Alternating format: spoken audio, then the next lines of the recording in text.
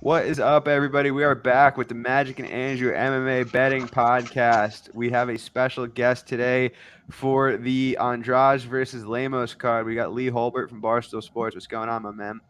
What's up, boys? Good to be here.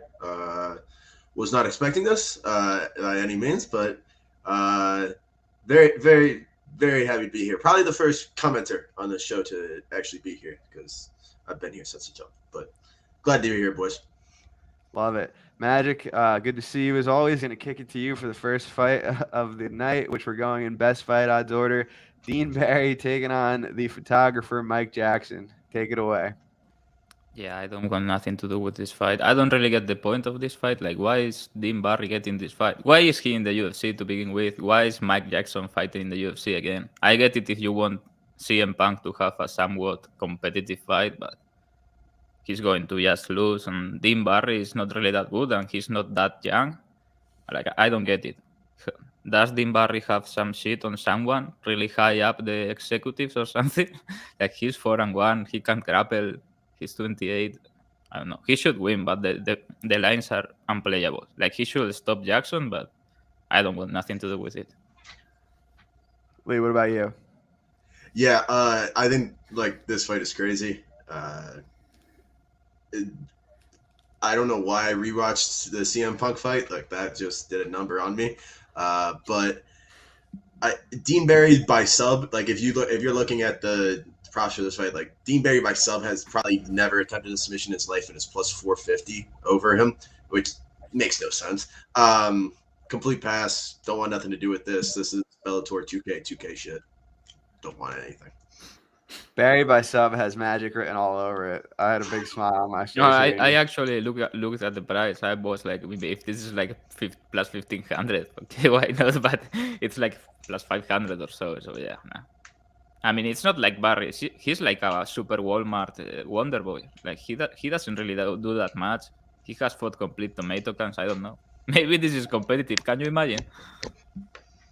I can't imagine. I actually like the under 1.5 a bit here. Like Mick Jackson's literally a photographer, and Dean Barry has all of his wins by first round knockout. So it's like if he could knock those guys out in a round, like I don't see why he can't knock out a photographer in a round too. It's getting really sketchy, but like at even money, I'm on the under 1.5. Pretty small, but I still felt like I had to do it. Like if he can't get Jackson out of there in 7.5 minutes, I don't know. Like they might just have to cut him even if he wins. Like it's pretty crazy, but yeah, man, I don't know. This I don't understand why they made this fight. Next up, heavyweight affair, or is this heavyweight or light heavyweight between Marcin Prachnio and Philip Lins? I guess it's light heavyweight. Light heavyweight. You want to start this one off, Magic? I like Lins here. Like he did his best work in PFL at light heavyweight. Prachnio really cannot take a punch at all. He gets rocked even when he wins, and he has beat Khalil, who is an absolute. I don't know even what to tell about Khalil. He's just a different fighter every time he comes out. One day he's a Muay Thai fighter, another day he cannot do anything. So yeah, whatever. And he beat this other guy that is fighting in the card, Nueva, who is very, very bad. Yeah, I like Lins inside the distance. Prachnio is really not good. Maybe if the fight gets extended and somehow it is low volume, Prachnio can work his kicks and make it close or competitive, but Lins should do work here. If he doesn't get knocked out stupidly very early, I think he's going to take out Prachnio. Cool. Lee, you got anything here? Yeah, same thing as Magic. I think Lynn's KO plus 275 is very playable at that price. I can't believe that Prachnio is a favorite to anybody in the UFC at this point. Like going over his fights, like Ike Villanueva won that first round against him, and Ike is the lowest of low level in the 205 division, former middleweight. Well, I mean, we'll get to him later, but like that fight showed me absolutely nothing about Prachnio. The thing about Lindsay, like concerning, like he looked good, like physically wise at heavyweight, and don't know how this is going to be at 205 for him. I'm gonna like look at the weigh-in tomorrow specifically for this one, but I think Lynn's KO plus 275 or inside the distance at plus 200 because he has the big grappling edge over him at plus 200 is good. Yeah, fair enough. He died. I'm picking. What's up? He died. Oh, yeah, I hope you guys enjoyed Lee. Seems like he died.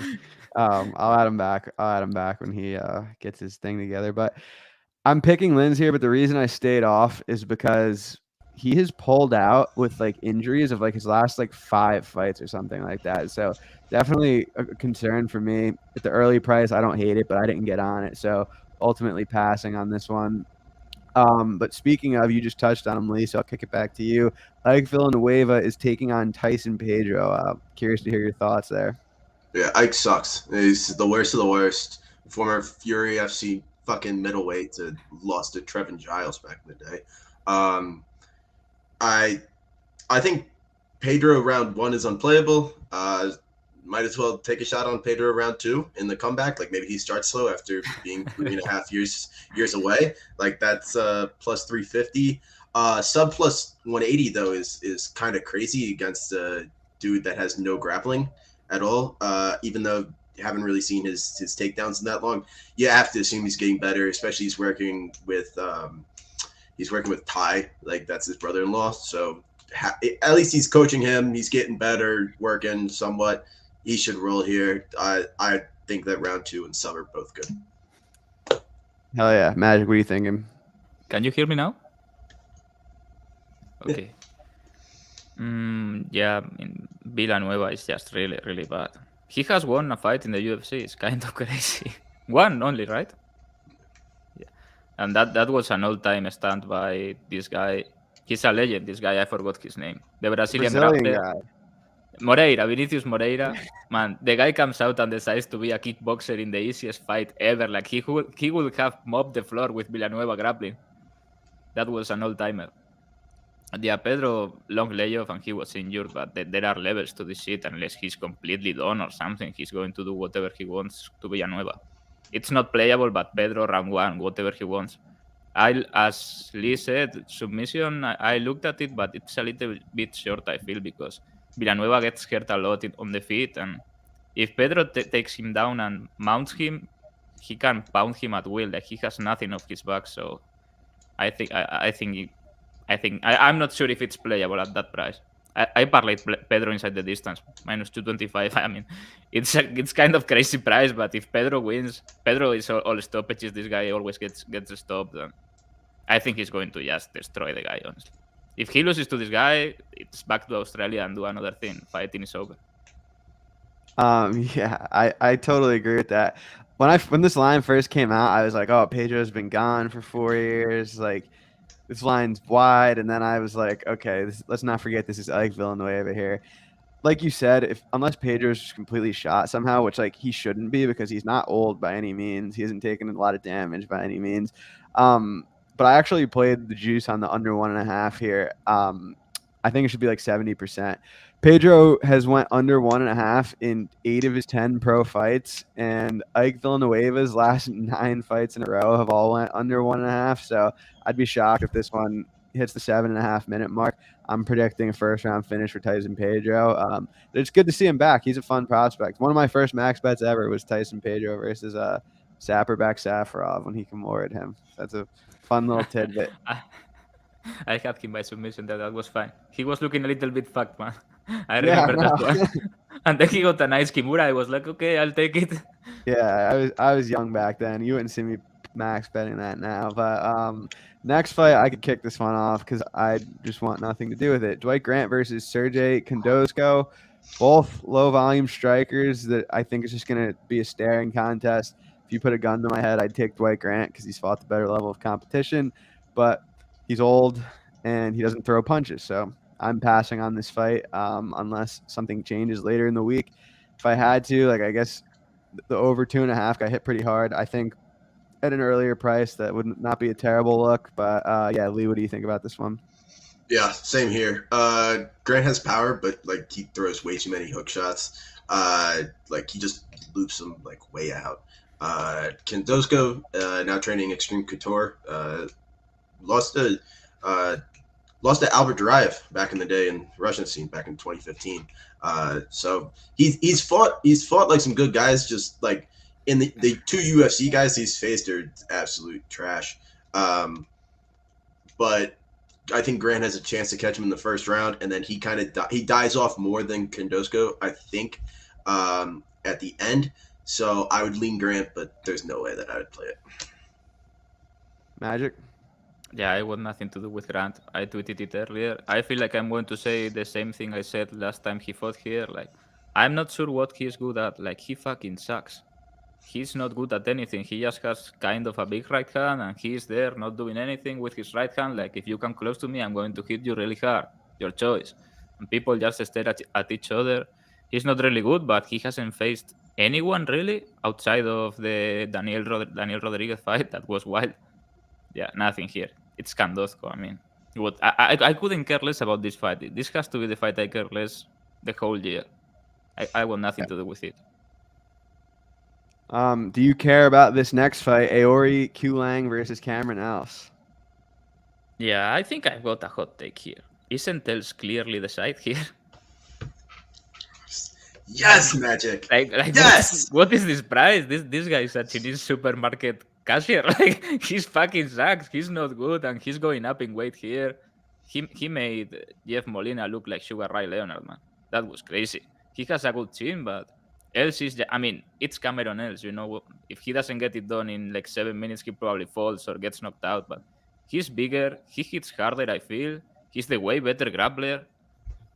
Fight doesn't go the distance. Looks like a lock at around -200 with parlay piece. But yeah, I think Else is going to. I mean, I think he's the side, and I'm picking him to win. I think he's going to stop the guy. He has all his wins by stoppage. I feel Else by submission is very badly priced at +900. My pick is Else is going to hurt him and then finish him in transition with a Dars or an Anaconda, something like that. I wouldn't be shocked if he dies, but I think this is a really good price here. Lee, it seems like you agree with that. Like this is like the fight that I've been going back and forth in my mind the whole time. But I said before, like coming on here, it's like watching Else in the first fight. Like he like put together good punches against Kyler Phillips, like for the first like 3-4 minutes, right? Like nothing crazy, but like to go against Phillips until he got taken down and Phillips was realized like he was a limp dog. I think that performance and how badly he was on the ground is really the movement of the sub price for this fight, because Aoriqileng should not be plus like 600, 650 against Else's sub prop, which is like plus 800, plus 900. It makes no sense. I think that Else sub is a good price. I like Else because he's also fought at featherweight before. Like he's a featherweight that dropped down for UFC bantamweight, and Aoriqileng made 125 very easily, and then he's gonna come up. Like, give me Else like this plus 190. That's a good price. And fight doesn't go the distance. I have in a parlay too. So, also Aoriqileng round three. I think if Else dies, then Aoriqileng like plus 1,000 round 3 is not bad at all. Sorry. Yeah, I mean, he went from Kyler Phillips, who is probably a contender very soon, to a guy that is a taxi driver. No disrespect, like the level difference is wild. Yeah, you guys made a lot of good points. I think if Ellis is going to win, it's going to be early. His cardio does not seem good. Ayori's cardio does seem good. I don't know. Like, I have a hard time getting behind these like Euro grapplers that need to finish right away. But I'm also not high on Ayori as well. Am I saying that right? Ayori, Kulang? I have no idea. I'll pretend like I'm saying it right. But yeah, I think the price is about right here. If Ayori, who seems pretty durable, has the cardio edge, I think if he gets out of that first 6-7 minutes, he'll take over the fight. But no strong opinions in terms of a bet here. Next fight, Jordan Wright. I got a little bit ahead of myself there. Jordan Wright stepping up versus Marc-Andre Barriault. Lee, you want to start us off here? Yeah, Wright round 1 plus 450. Have to play. I don't know why is Wright under 1.5 rounds like plus money for this fight. Like Wright's never gotten past like a minute of round 2.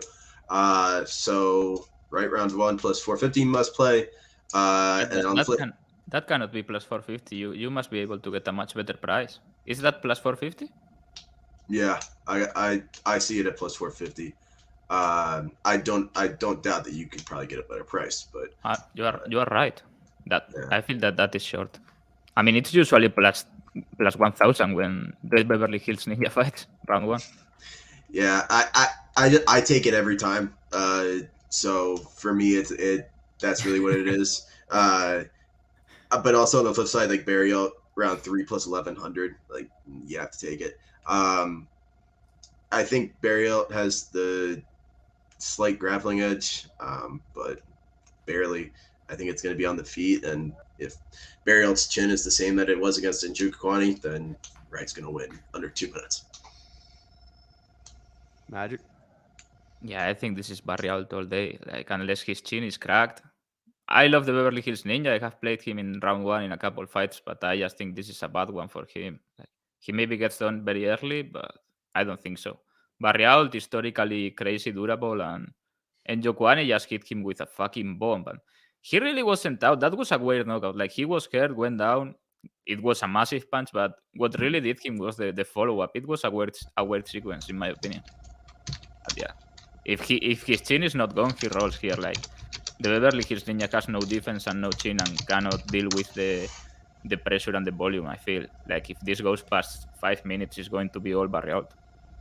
I like doesn't go the distance. The Beverly Hills Ninja has never seen round 3. Barrios inside the distance, Barrios 2, Barrios round 3, and Barrios moneyline. Even Barrios moneyline is pretty good, I think. I mean, if the Beverly Hills Ninja wins a decision, I'm going to be homeless. Yeah, but that cannot happen. I think like if he wins a decision, like I'm done with MMA. That's it. What would it even look like? I don't know.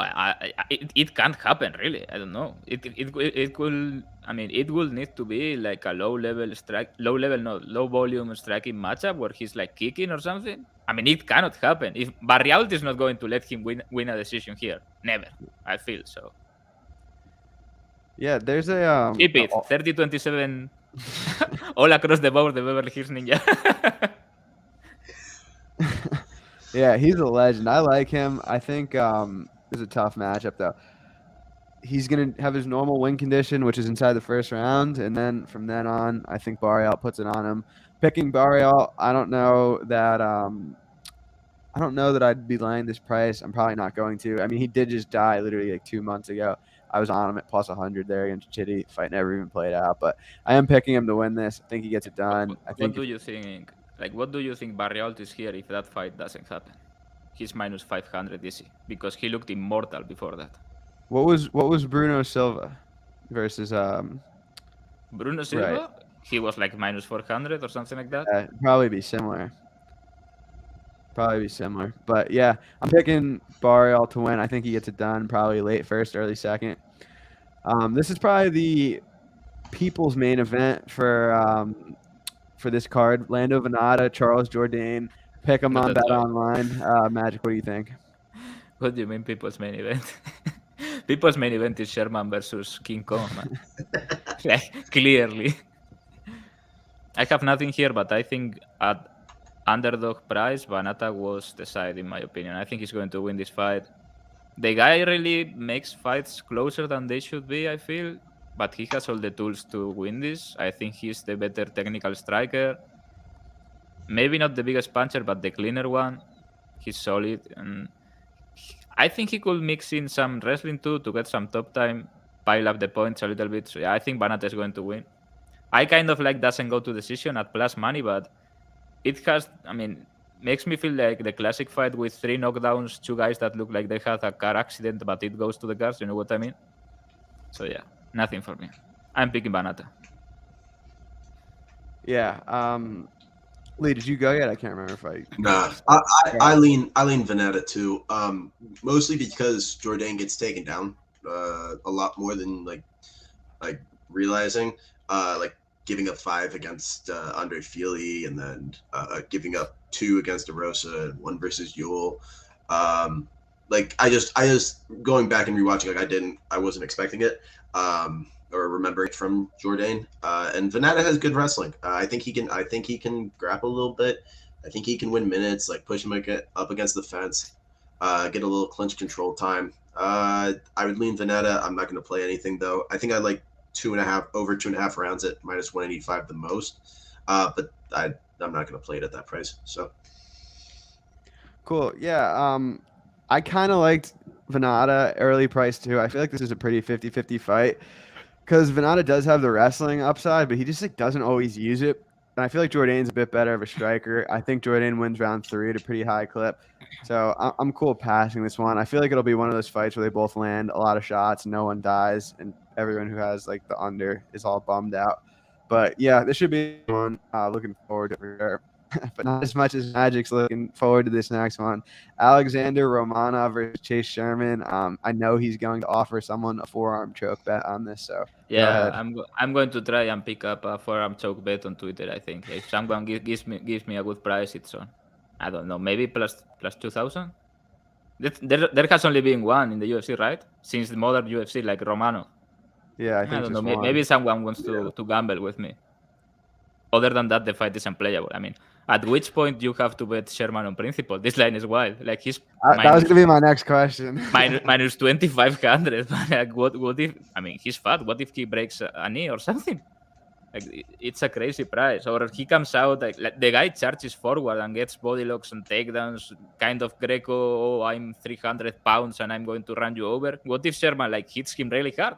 It's heavyweight, so I don't know. Sherman cannot grapple. I think Romanov takes him down, half guard, mounts, whatever he wants. Maybe he pounds him like a chimpanzee, like he does. I love when he does that, like the chimpanzee ground and pound.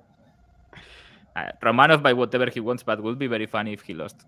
He quit against the Espino, so I wouldn't be too mad. Like that was dirty. Lee, you got anything here? I love Romanov. Like I'm like a wrestling fan too. Like wrestled in high school, wrestled a little bit in college. So I love watching Romanov fight and him throw the coach afterwards. Great entertainment.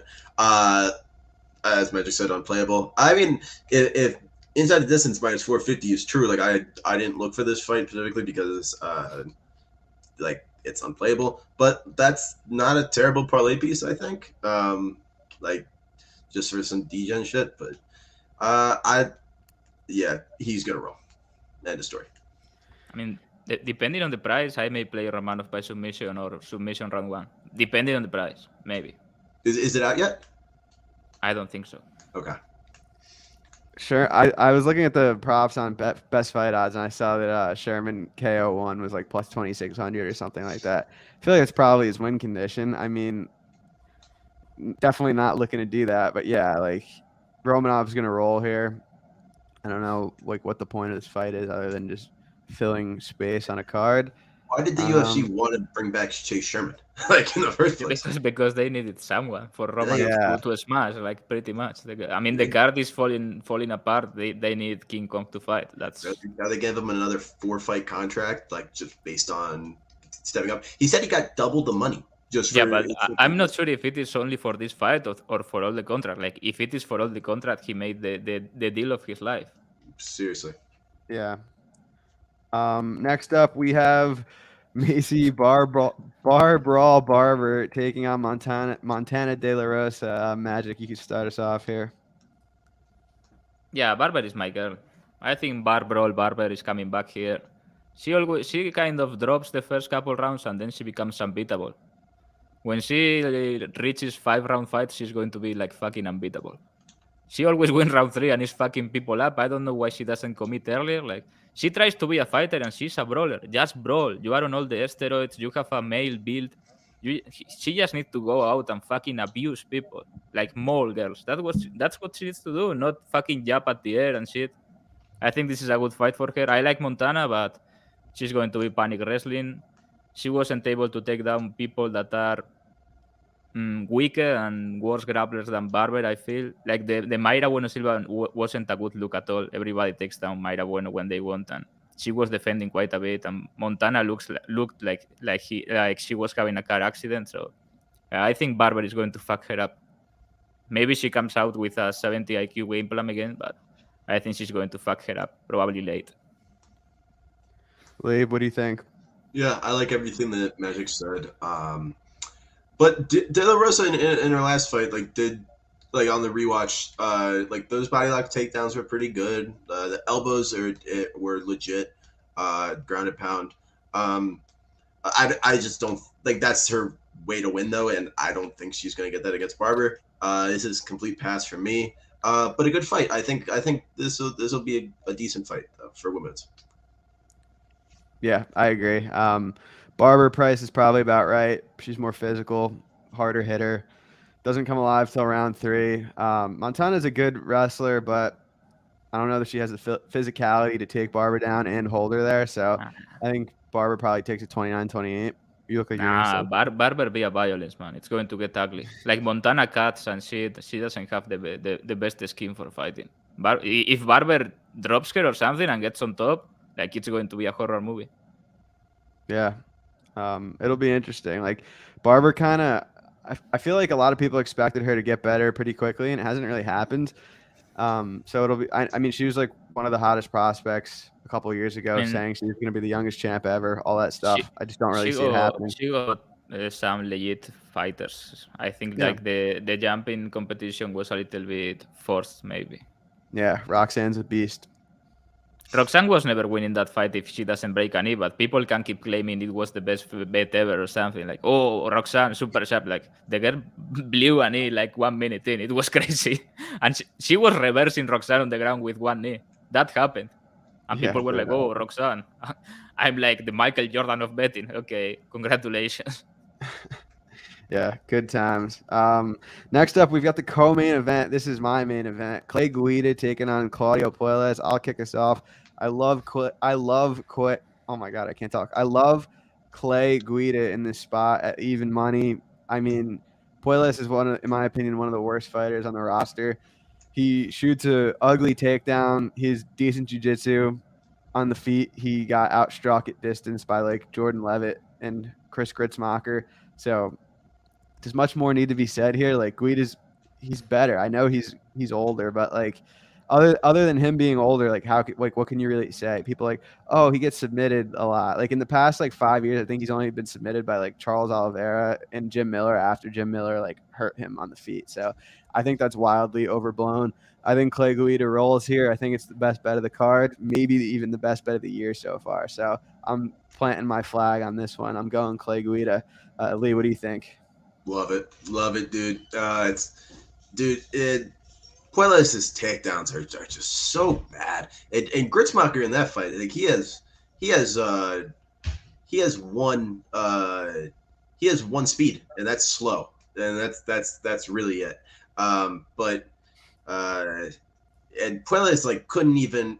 He just like little one shot kick, one shot step back kick. Like Clay's just going to be advancing all the time, shoot a couple takedowns, going to get some time on the ground, and he has good enough defensive grappling to hold up. I think Clay's the side, and over 2.5 is not bad, or Clay by decision at plus like 150, 160 is not bad either. Cool. Magic, you gonna round it out and make it a consensus Guida pick on the show? Yeah, I think Guida is going to fuck him up. Like real bad. I don't think Puelles can keep with this retard. I don't think Puelles can keep up with the pace. And like maybe he can submit Guida. Guida has an insane ability to get rocked and fall into a guillotine or something, but this guy has 2 submissions in the UFC. Rolling knee bars against bumps, like complete taxi drivers, the grids who cannot grapple, and this other guy that was literally about to die and be buried in the octagon and hit the wildest knee bar in the history of the UFC, I feel. Yeah. I think like Guida's pace is going to melt him. He needs to hurt Guida early and submit him because he's going to get melted. I love Guida by submission here. When he hurts people or when he has people tired, especially late, he always fishes for the back and then the neck. I think he's going to submit him probably late. Yeah, I'm with you on that one. We have about 100 live viewers right now. Appreciate you all. Don't forget to like and subscribe. Follow Lee on Twitter. We've got his Twitter linked in the description. Lee, I'm going to kick it to you first for the main event. What do you got? Yeah, pass for me, but I lean Andrade mainly based on experience. and the way that she goes to the body was really impressive on the watch back. I think under 3.5 rounds minus 135 is a good one for like over under wise. But Lemos is really tough. This is going to be Brazilian versus Brazilian. They both have power. Lemos early is the side here, so if you want to really get her early. But I think Andrade is the side. Hopefully she puts the OnlyFans away with the new contract, and I hope she wins this fight though. Hell yeah, Magic. What do you got here? Check your DMs on Twitter. Okay. I did something here that it's going to look genius or super stupid. I played both sides.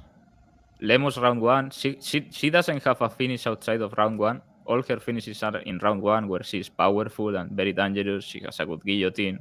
I mean, for 5 minutes, she's the scariest striker in women's MMA. Like, she has crazy hands. She looks like she could strike with a man. And Andrade is going to obviously take over with volume. If she's not dying, her volume and work rate is going to melt Lemos late. I think Lemos can be competitive for like 10, 12, maybe 15 minutes without dying, not winning. And then it's to Andrade. If this reaches round 4, I think Andrade rolls. I played Lemos round 1 and Andrade rounds 3, 4, 5. I was going to play individually, but if you play round 3 or 4 and then round 5 separately, you get a much better price. And doesn't go the distance, I think it's a lock. I mean, it's minus 200. I know it's a women's fight, but it's 5 rounds and this is not going 5. How is this fight going 5? Because Andrade doesn't have a brain. She just goes forwards and tries to destroy people, and Lemos cannot keep that up. It's Lemos kills her or gets killed down the stretch. Yeah, you guys nailed it pretty much. I think Andrade probably looks like a big favorite here if she gets out of round 1. Lemos, dangerous early. We all know this, but she slows down, has a tendency to put her back against the fence. Andrade is 4 years younger, has the wrestling upside, the cardio upside, fought the much better competition. I think Andrade gets her out of here. I think Andrade rolls. So we'll see what happens, but this was a fun card to break down. You guys want to do a Lambo parlay, and while we're doing that, if anyone has any questions, comments, leave them in the chat, and we'll get to them. Who's going to be the soul to go first? I don't have a degen parlay yet. I didn't play it yet, so I'm finishing it up at the moment, but I will be in like 20 seconds. I don't know what it pays, but I'm going to go barrial round 3 with a round 3 for 50, whatever that pays. I'll tell you right now. I don't have props yet. I'm in Florida right now, so I can't get the legal books here. So I'm just kind of trying to make this up as we go. Whatever that pays. I mean, I didn't play it yet. All right, I'm gonna make this as we go. Dean Barry KO1 plus 140. I'm going with Cameron Else wins by submission in round 1 at plus 1500. I'm going with Marc-Andre Barriault wins by KO plus 165. I am going with Clay Guida money line. I'm going with Jessica Andrade money line, and that is plus 30,000.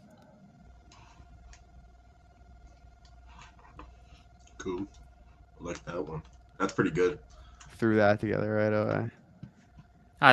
This guy is right. We skipped Parsons versus Elder. I didn't even look at that, so you guys. So you did it on purpose? No, I didn't. I don't even see it on Best Fight Odds. I see it now. Yeah, this guy is right. We skipped it. I looked into it. I kind of like both guys. Yeah, you don't need to put that up. Good comment. Yeah, I'm not entertaining that. Parsons is a guy that I like.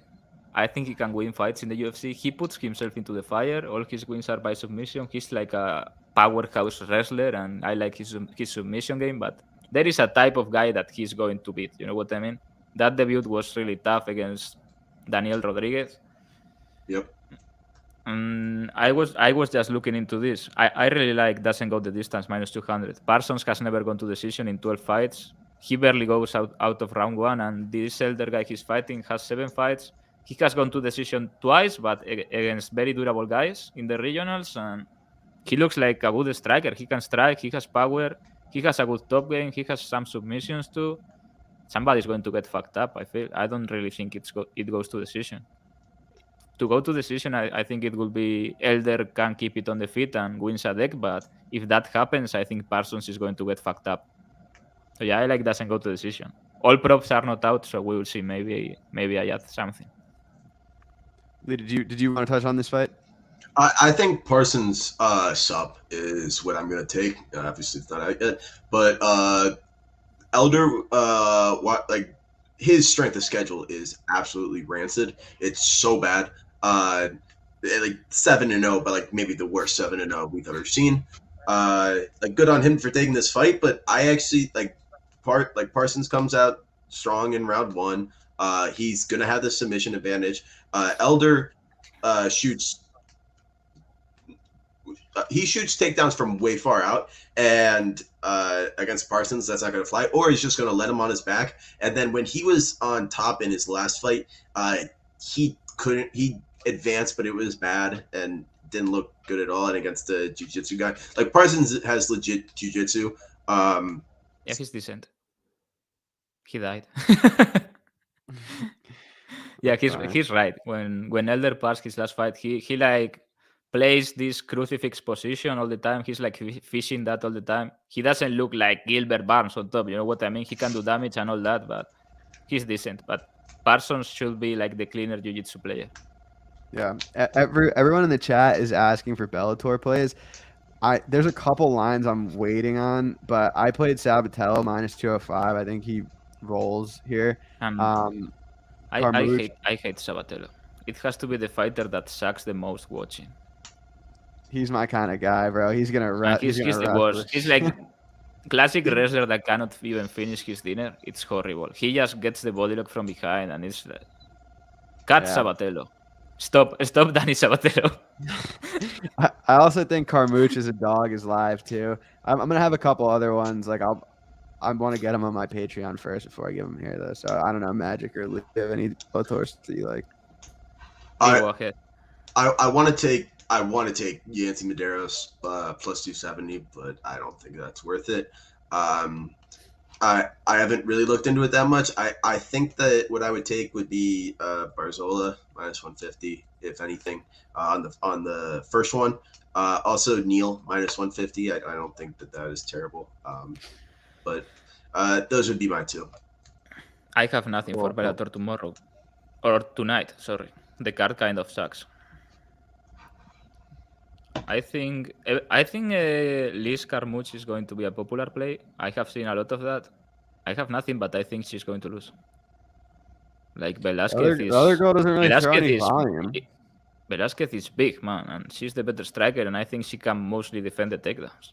So I don't know. She's getting taken down in her title fight in those 4th and 5th rounds with like really simple body locks against McFarlane. Yeah, maybe Carmouche does like her classic bodybuilding wrestling special. You know what I mean? But I'm here for it. I don't know. The other girls, Gombas and Magic versus Dean Barry. Who wins? Are you serious, man? Easy, we win. I put that up. Right. Like even I don't know. If two grown men that are not scared of the fight, you know what I mean? I'm not talking about Andrew and me. Like 2 men that are willing to fight another man. I don't give a fuck. And they are the same size as the third guy. I don't give a fuck if it's Khabib Nurmagomedov. That guy is dead. Can you understand that? Like you cannot fight 2 people at once. I don't know what people are smoking if they are your size. I mean, maybe if it's Ngannou against both of us, okay, we die probably. But what is the bar? 140, 145? No, 170. He's 170, right? He's like 200 pounds out of camp. He's a big guy. Yeah, he would have to knock one of us out really quick. Yeah, in the first punch, and because if not, what is he going to do? Would you pull guard against him? Is that your move in a street fight, pulling guard? Yeah, Imanari. I think the Imanari. People never expect the Imanari in a street fight. Imanari roll. All right. Is there anything else outside of that? I'm going through the questions. Dylan White gets the upset. I think Fury is going to win, but everybody is acting like this guy is unbeatable. White likes to throw hit. Maybe he catches him. I don't know. I wouldn't be shocked if he just falls the guy. I think Fury is going to win, but Oh yeah, I saw that one too. Yeah, White's not as bad as people are saying. he's decent. I mean, he cannot win rounds here, but he's going to be dangerous Correct. pretty much all the time. The way he put out Povetkin, he had that fight lost, and then he hit a knockout of the year. That was insane. Yeah, that was crazy. You're gonna get clipped now, lol, with that, Habib. You didn't understand anything. Yeah. All right, Lee. Got anything to plug before we dip? Just follow Spinning Backfist. That's really all I care about. I run social, so whatever you see on there is mostly me. So follow along for the memes and knockouts and everything at Spinning Backfist, Barstool Sports, all that. Are you the reason I haven't been invited on yet? Not me. I don't. kidding. Listen. You think intern that hasn't even started his first day yet is controlling anything over there? Come on. I'm kidding, bro. I'm kidding. I know. I I know. Can you even go there? Like doing this other thing, the Sportline thing? Maybe this is breach of contract. You get sued Nah, I'm for good. millions. Yeah, they're gonna sue. This is the end of Andrew Gombas. They're gonna have to take me out in handcuffs. I shouldn't go. O sea, I mean, you shouldn't go. I have not hit an MMA bet since I went on. And Jack says I don't know which course. He said some name. I don't know. I'm trying to pass it on to Lee, back to Barstool. No, listen, brother. I'm going to rid the curse. All right, we're getting back on track this week. Listen, we're going to be good this week. Listen, shit card brings great results. That's what it's going to be. Amen. Yeah, I agree with this guy. Your boy Coach, Jonathan Coachman is his name, right? Yeah, his last name's Coachman. That's what they call This him. guy is talking with Ian Parker. Ian Parker is a bum. Get Gombas in there. He's not a bum. He's not. Yes, brother. Yes. He's like, yeah, I'm going to parlay all these minus 400 favorites. Genius. Nah, Ian does a good job. I'd love to be on the broadcast someday. Would definitely be an honor, but love doing this show even more. So make sure you guys tune in next week. You want to do Wednesday next week so we don't go head to head with PFL? As you wish. We can talk about this offline. It's Bond versus Vera. Yeah, we can do it, but props are not going to be out maybe. Oh yeah, that's true. We'll figure it out. But thanks for joining, guys. We'll talk to you next week. Enjoy the fights this weekend. Let's make some money. Yeah, Peace. bye.